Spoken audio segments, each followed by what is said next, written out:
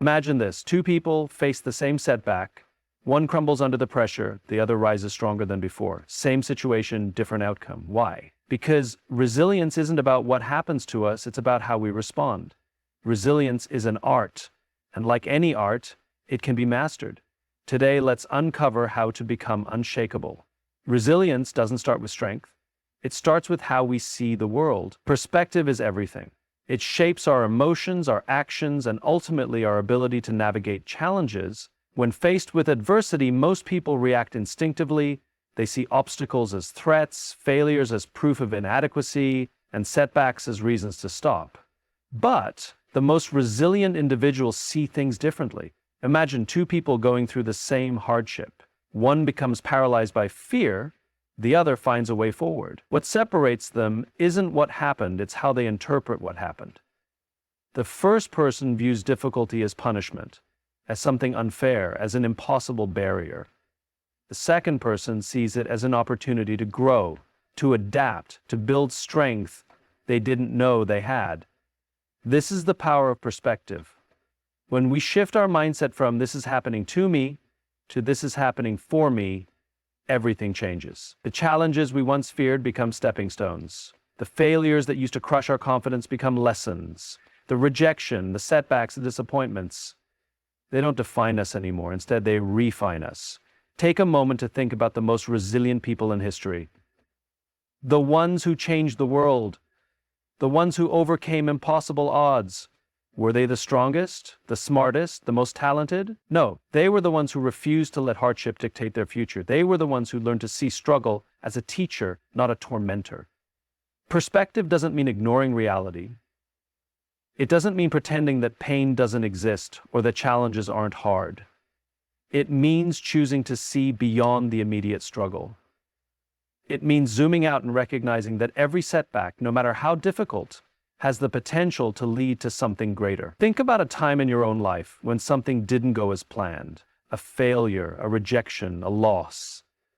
In that moment, it felt devastating, but looking back, can you see how that experience shaped you, how it led to something unexpected? Maybe it taught you resilience. Maybe it forced you to pivot and find a better path. Maybe it introduced you to new people, new opportunities, new strengths you never knew you had. Now imagine if you had seen that lesson in the moment, instead of only recognizing it in hindsight. That's the power of perspective. It allows us to respond to challenges with intention instead of reaction. It gives us the ability to adapt, to grow, to become stronger because of what we face, not in spite of it. And the best part? Perspective is a choice.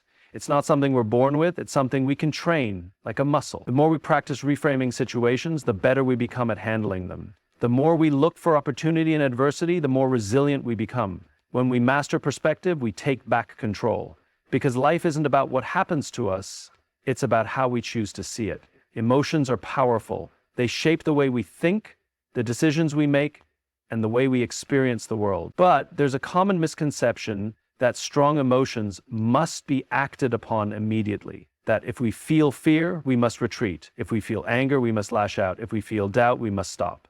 The truth is, emotions are not instructions. They are information. Think of emotions like signals on a dashboard. When a light flashes on your car's dashboard, you don't automatically assume the car is broken beyond repair. You assess what the light means. Maybe the fuel is low, maybe the tire pressure needs attention, maybe it's just a minor issue that requires no immediate action at all. The light isn't telling you to abandon the car, it's telling you to pay attention. Our emotions work the same way. They are internal signals designed to give us information about our environment, our thoughts, and our needs, but they are not commands. Feeling anxious before a big decision doesn't mean you should avoid it. Feeling frustrated in a tough situation doesn't mean you should walk away. Feeling overwhelmed doesn't mean you should give up. These emotions are data points, not dictates. The most resilient people understand this distinction.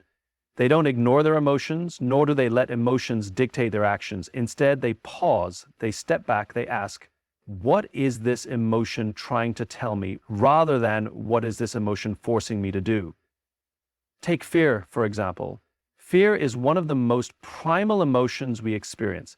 It exists to protect us, to keep us safe from harm. But in the modern world, fear often shows up in situations that aren't actually life-threatening. Public speaking, career changes, difficult conversations. If we obey fear without question, we shrink, we avoid risks, we play small. But if we see fear as data, we can analyze it. Am I afraid because I'm unprepared? Or am I afraid because I care deeply about this? Is this fear rational, or is it just my brain trying to keep me in my comfort zone? The same goes for anger. Anger is often seen as a negative emotion, but in reality, it's a signal. It tells us that something feels unjust, that a boundary is being crossed, that we care deeply about an issue. Anger in itself is not the problem, it's how we respond to it. Do we lash out and burn bridges, or do we channel that anger into meaningful action? Do we allow it to control us, or do we use it to better understand what matters to us? Even sadness has a purpose.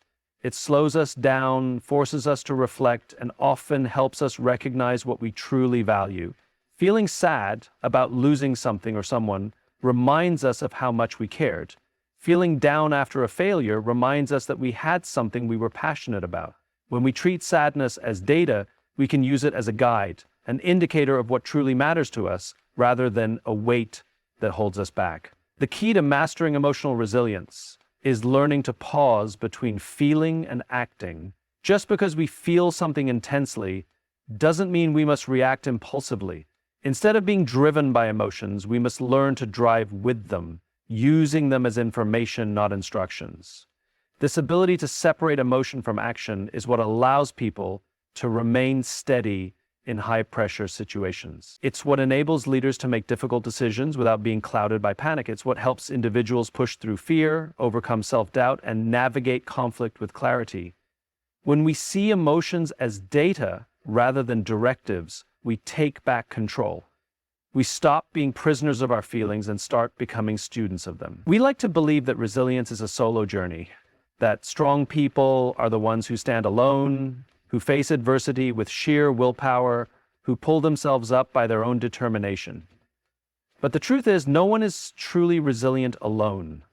The strongest people are not those who endure hardship in isolation, but those who build a foundation of connection that carries them through life's most difficult moments. Human beings are wired for connection. From the earliest days of our existence, survival depended on it. In ancient times, being part of a tribe meant protection, resources, and a greater chance of making it through the toughest conditions. Those who were alone were vulnerable. And while the world has changed, our biology hasn't. We still need each other, not just for survival, but for strength. Resilience is not just about how we process struggle, it's about who we turn to in times of need. Studies have shown that people with strong social connections are not only happier, but also more capable of handling stress, recovering from setbacks, and maintaining emotional stability.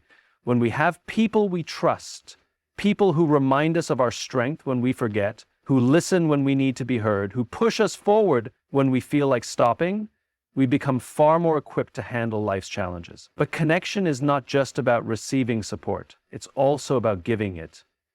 There's something remarkable about the way resilience works. When we help others through their struggles, we often find the strength to endure our own.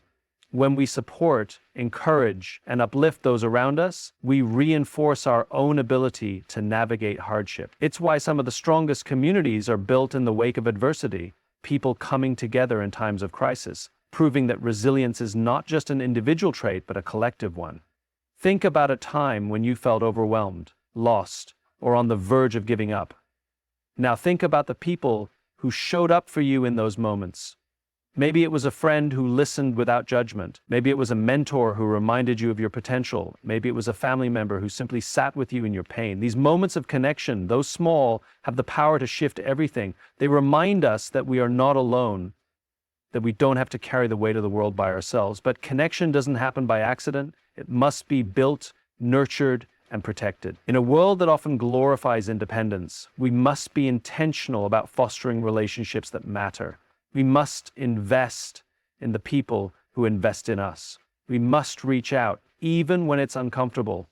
We must be willing to be vulnerable, to let others in, to admit when we need help. The irony of strength is that it is often mistaken for self-sufficiency, but the strongest among us are not the ones who walk alone. They are the ones who understand that true resilience is found in community, because when life gets heavy, it's not about how much weight we can carry by ourselves. It's about knowing who we can lean on. When we think of resilience, we often imagine dramatic moments of strength, the athlete who overcomes impossible odds, the leader who transforms their life overnight. We celebrate these intense acts of perseverance, and we assume that resilience is built in grand defining moments. But the truth is, resilience is not about one heroic act. It's not about a single breakthrough or a moment of extraordinary willpower. Resilience is built in the small, unglamorous moments, the daily choices, the quiet habits, the commitment to keep going when no one is watching.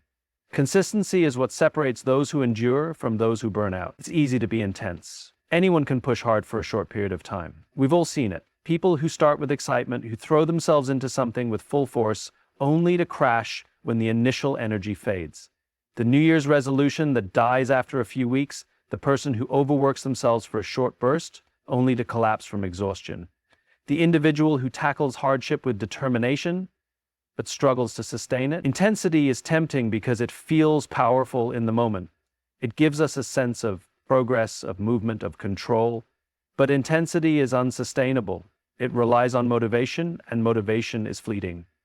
It comes and goes, dependent on how we feel, on external circumstances, on whether or not things are going our way. And when it fades, as it inevitably does, what's left? This is why the most resilient people don't rely on intensity. They rely on consistency. They understand that real strength isn't about how hard you can push for a short period of time. It's about whether you can keep showing up day after day, no matter how difficult things get. It's about building habits that sustain you rather than relying on bursts of effort that drain you. Think about a tree standing in a storm. It doesn't survive because it fights against the wind with all its might. It survives because its roots run deep, because it has built strength over time, because it has adapted to endure. That's what consistency does for us. It builds the foundation that keeps us standing when life gets hard. The problem is, consistency isn't exciting. It doesn't come with instant gratification. It doesn't give us the rush of immediate results. That's why so many people struggle with it. We want progress now. We want to feel like we're making huge leaps, but resilience isn't about leaps. It's about steps. Small steps taken over and over again until they become second nature. It's waking up and doing the work even when you don't feel like it. It's choosing to take care of yourself even when it's easier to neglect your well-being. It's making the difficult choice the right choice over and over again until it stops feeling difficult and just becomes who you are. And the beauty of consistency is that it compounds. Small efforts, repeated over time, lead to massive transformation. The person who starts by running just 1 mile every day eventually runs marathons. The individual who commits to practicing gratitude daily shifts their entire mindset over time. The leader who shows up for their team consistently earns trust and respect that can't be built in a single moment of inspiration. Resilience is not about intensity, it's about persistence. It's about committing to the process, to the work, to the habits that build strength over time. Because when things get tough, it won't be the intensity of a single effort that keeps us going. It will be the foundation we've built through consistency.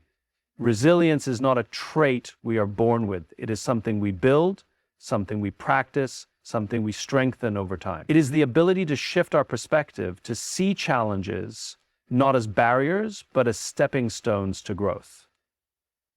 It is the discipline to recognize that emotions are not instructions but information, guiding us rather than controlling us. It is the power of connection, the willingness to lean on others and offer support in return, knowing that true strength is never found in isolation. And above all, it is the commitment to consistency over intensity, the understanding that resilience is not about how hard we push in a single moment, but how we show up every day, no matter what. The people who thrive, the ones who overcome the odds, the ones who inspire us, they are not special. They are simply the ones who refused to let hardship define them. They are the ones who chose to keep moving forward, to keep learning, to keep showing up. And if they can do it, so can we. Because resilience is not a gift, it is a choice we make every single day.